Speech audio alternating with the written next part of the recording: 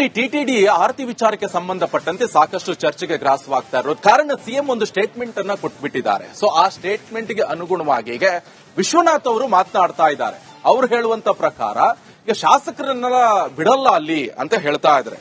TTD ನಿತ್ಯ ಆರತಿಗೆ ಶಾಸಕರನ್ನ ಬಿಡಲ್ಲ, ಶಿಷ್ಟಾಚಾರದಲ್ಲಿ ಇರೋರನ್ನಷ್ಟೇ ಬಿಡ್ತಾರೆ. ಈ ಬಗ್ಗೆ ಟಿಟಿಡಿ ಸಭೆಯಲ್ಲಿ ನಿರ್ಧಾರ ಆಗಲಿದೆ ಅಂತ ಶಾಸಕ ಎಸ್ಆರ್ ವಿಶ್ವನಾಥ್ ಹೇಳಿಕೆಯನ್ನು ಕೊಟ್ಟಿದ್ದಾರೆ. ಸಿಎಂಗೆ ಬೇರೆ ರೀತಿ ಮಾಹಿತಿ ನೀಡಿದ್ದಾರೆ. ಸಿಎಂ ಹೇಳಿದಂತೆ ಶಾಸಕರನ್ನ ಬಿಡೋದಿಲ್ಲ ಅಂತ ಶಾಸಕ ಎಸ್ಆರ್ ವಿಶ್ವನಾಥ್ ಹೇಳ್ತಾ ಇದ್ದಾರೆ. ಈಗ ನಾನು ಕೂಡ ಬಹಳ ವರ್ಷಗಳಿಂದ ತಿರುಪತಿಯ ಭಕ್ತ ಮತ್ತು ನಾನು 2 ಬಾರಿ ಬೋರ್ಡ್ ಮೆಂಬರ್ ಆಗಿದ್ದೆ. ನನಗೆ ಗೊತ್ತಿರೋ ರೀತಿಯಲ್ಲಿ ಆ ತರದ್ದು ಯಾವುದು ಕೂಡ ಅವಕಾಶ ಇರೋದಿಲ್ಲ.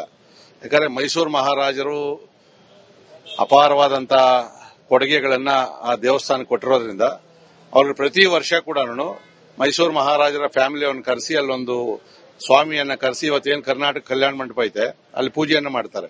ಮತ್ತೆ ಮೊದಲನೇ ಆರತಿ ಏನು ಅಂತಂದ್ರೆ ನಮ್ಮ ಕರ್ನಾಟಕ ಕೊಡ್ತದೆ. ಮತ್ತೆ ಮಠಗಳಿದೆಯಲ್ಲ, ಪ್ರತಿಯೊಂದು ಮಠದ ಕಡೆಯಿಂದನೂ ಕೂಡ ನಿತ್ಯ ಆರತಿಗೆ ಅವ್ರಿಗೆ ಅವಕಾಶ ಇರ್ತದೆ. ಅದಾದ್ಮೇಲೆ ಪ್ರೋಟೋಕಾಲ್ ಎಲ್ಲ ಕೂಡ ದರ್ಶನಗಳಾಗ್ತಕ್ಕಂಥದ್ದು. ಆದ್ರೆ ಬಹುಶಃ ಮಾನ್ಯ ಮುಖ್ಯಮಂತ್ರಿಗಳಿಗೆ ಯಾರೋ ಬೇರೆ ರೀತಿಯಾದಂತಹ ಮಾಹಿತಿಯನ್ನು ಕೊಟ್ಟಿರ್ಬೇಕು, ಯಾರೋ ಸರಿಯಾದ ಮಾಹಿತಿಯನ್ನು ಕೊಟ್ಟಿಲ್ಲ ಅದರದ್ದು. ಮತ್ತೆ ಅದಕ್ಕೆ ವಿಶ್ವಸ್ತ ಮಂಡಳಿ ಬೋರ್ಡ್ ಇರ್ತದೆ, ಟಿಟಿಡಿ ಬೋರ್ಡ್ ಇರ್ತದೆ, ಅದರಲ್ಲಿ ನಿರ್ಣಯ ಆಗಬೇಕಾಗ್ತದೆ. ಯಾಕಂದ್ರೆ ಅವರವರ ರಾಜ್ಯಕ್ಕೆ ತಕ್ಕನಂಗೆ ಅಲ್ಲಿ ಕಾನೂನು ಬದಲಾವಣೆ ಆಗೋದಿಲ್ಲ. ಹಂಗಂತೇಳಿ ಇಡೀ ದೇಶದಲ್ಲಿ ಅವರವರ ರಾಜ್ಯದವರು ಅವರವರ ಅಭಿಪ್ರಾಯಗಳನ್ನು ಹೇಳಿದ್ರು ಕೂಡ ಆಗೋದಿಲ್ಲ. ಅದರದ್ದು ಏನೇ ತೀರ್ಮಾನ ಆಗಬೇಕಾದ್ರೂ ಕೂಡ ಬೋರ್ಡ್ ಅಲ್ಲಿ ತೀರ್ಮಾನ ಆಗಬೇಕಾಗ್ತದೆ. ನನಗೆ ಗೊತ್ತಿರೋ ಪ್ರಕಾರ ಮುಖ್ಯಮಂತ್ರಿಗಳು ಏನ್ ಹೇಳಿದ್ದಾರೆ ಅದು ಇಲ್ಲಿಯವರೆಗೂ ಚಾಲ್ತಿಯಲ್ಲಿಲ್ಲ ಅದು.